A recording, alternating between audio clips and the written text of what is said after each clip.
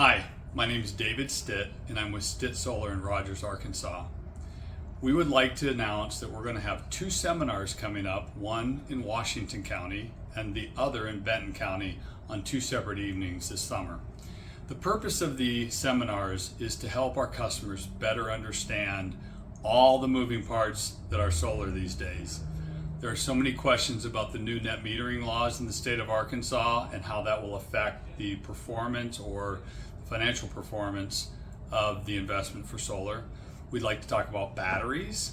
We'd like to talk about new technology, finance, all kinds of different things that a customer who's considering solar for their home or business should know. So we look forward to seeing you at one of our seminars this summer.